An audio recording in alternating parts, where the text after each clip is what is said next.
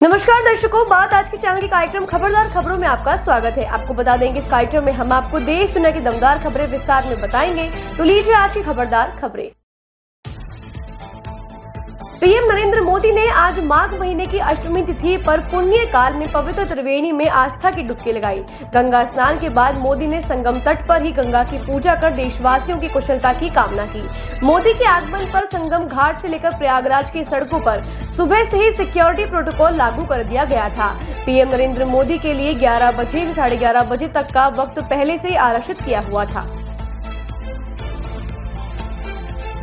हरियाणा के सीएम नायब सिंह सैनी ने अनिल विज को लेकर कहा कि वो मुझसे नाराज नहीं है, उन्हें अपनी बात कहने का अधिकार है। नायब सिंह सैनी ने मंगलवार को कहा कि ऊर्जा और परिवहन मंत्री अनिल विज पार्टी के वरिष्ठ नेता हैं और उन्हें अपनी बात कहने का अधिकार है। पिछले कुछ दिनों से अनिल विज लगातार सैनी पर निशाना साध रहे हैं। इससे पूर्व विज ने दावा किया था कि 2024 के हरियाणा विधानसभा चुनाव में अंबाला कैंट सीट से उन्हें हराने की कोशिश करने वालों के खिलाफ कोई कार्यवाही नहीं की गई है। विज ने कहा कि अधिकारी उनकी बात नहीं सुन रहे।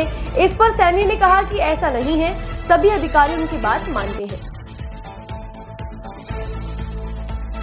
दिल्ली विधानसभा चुनाव के मद्देनजर आईएएनएस ने मंगलवार को सामाजिक कार्यकर्ता अन्ना हजारे से बातचीत की थी।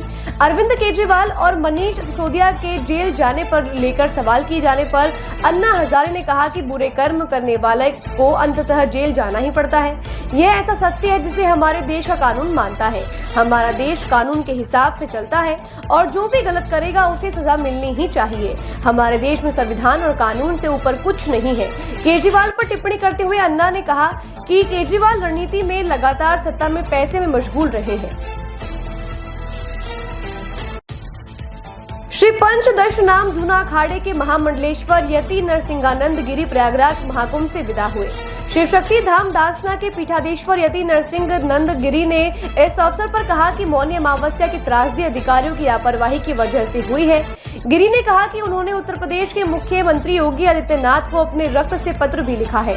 गिरी ने बताया कि पत्र में लिखा कि योगी सरकार के निर्लज्ज, भ्रष्ट और हिंदुओं के प्रति संवेदनहीन अधिकारियों के अमानवीय व्यवहार ने हिंदुओं की आस्था से खिलवाड़ किया और उन्हें ठेस पहुंचाई। हरियाणा राज्य निर्वाचन आयोग ने मंगलवार को 7 नगर निगमों, 4 नगर परिषदों और 21 नगर पालिकाओं के लिए चुनावों की घोषणा की है। मतदान 2 मार्च को होगा। चुनाव की घोषणा के साथ ही संबंधित नगर निकायों के अंतर्गत आने वाले क्षेत्रों में आदर्श आचार संहिता भी लागू की गई है। उन्होंने कहा केवल पानीपत निगम के लिए मतदान 9 मार्च को होगा। मतों की गिनती 12 मार्च को होगी और नामांकन पत्र 11 फरवरी से 17 फरवरी तक दाखिल किए जाएंगे। मोदी ने दिल्ली के मतदाताओं से आग्रह किया कि आज बुधवार को हो रही विधानसभा चुनाव में अपना मूल्यवान वोट अवश्य करें। उन्होंने युवा मतदाताओं को भी बधाई दी जो पहली बार मतदान करने के पात्र बने। उन्होंने इस बात को ध्यान में रखने के लिए कहा कि पहले मतदान फिर जलपान। वहीं अरविंद केजरीवाल ने सोशल मीडिया साइट पर पोस्ट किया कि प्यारे दिल्ली वासियों, आज वोट का दिन है और आपका वोट सिर्फ बटन नहीं है, यह आपके बच्चे के उज्जवल भविष्य की नींव है। उन्होंने कहा गुंडागर्दी हारेगी, दिल्ली जीतेगी। वहीं दिल्ली के सीएम अतीशी ने कहा यह चुनाव नहीं धर्म युद्ध है, यह अच्छाई और बुराई की लड़ाई है। मेरी अपील है कि अपना वोट अवश्य डालें, अच्छाई के लिए वोट डालें, काम के लिए वोट डालें। स्वीडन के ओरेब्रो के एक स्कूल में हुई सामूहिक गोलीबारी में 11 लोग मारे गए। इसे देश के प्रधानमंत्री ने स्वीडन के इतिहास का सबसे घातक हमला बताया। पीएम उल्फ क्रिस्टर्सन ने देर रात एक प्रेस कॉन्फ्रेंस में बताया कि यह गोलीबारी देश के इतिहास की सबसे बड़ी गोलीबारी है। यह घटना ओरेब्रो स्थित रिसबर्गस्का स्कॉलन नामक शिक्षा केंद्र में हुई। पुलिस ने बताया कि मृतकों में संदिग्ध शूटर भी शामिल है। प्रधानमंत्री ने सभी मृतकों के परिजनों को संवेदनाएं प्रकट की है। दिल्ली भाजपा अध्यक्ष वीरेंद्र सचदेवा ने वोट डालकर कहा कि इस बार दिल्ली में बनेगी डबल इंजन की सरकार।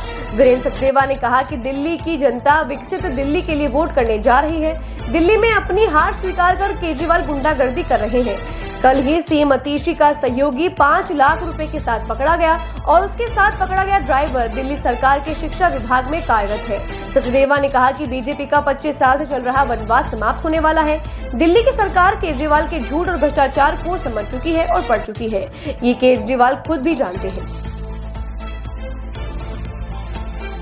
दिल्ली चुनाव के लिए मतदान की प्रक्रिया जारी है। इसी बीच दिल्ली के ओखला विधानसभा सीट से आम आदमी पार्टी के प्रत्याशी अमानतुल्लाह खान के ऊपर आचार संहिता उल्लंघन के आरोप में एक एफआईआर दर्ज की गई है।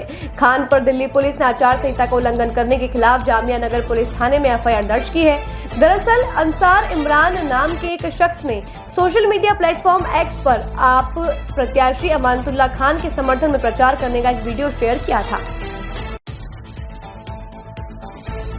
मुख्य चुनाव आयुक्त राजीव कुमार ने कहा कि दिल्ली चुनाव के लिए चुनाव आयोग ने बहुत तैयारियां की है। चुनाव आयुक्त राजीव कुमार ने कहा कि दिल्ली में मतदान के दिन सभी जगहों पर अच्छी सजावट की गई है। सुबह से मतदाताओं की लंबी लंबी कतारें देखने को मिल रही हैं। मुझे पूरी उम्मीद है कि दिल्ली में आज सभी लोग आएंगे और वोट करेंगे। दिल्ली में अभी तक सभी जगहों पर शांतिपूर्ण मतदान जारी है। सभी लोग आकर वोट जरूर करें।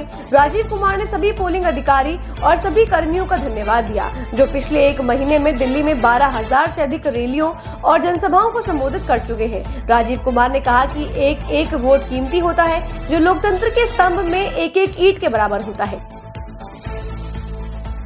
खबरदार खबरों में आज के लिए बस इतना ही। कल फिर नई खबरों के साथ हम होंगे आपसे रूबरू। तब तक के लिए दीजिए इजाजत। नमस्कार।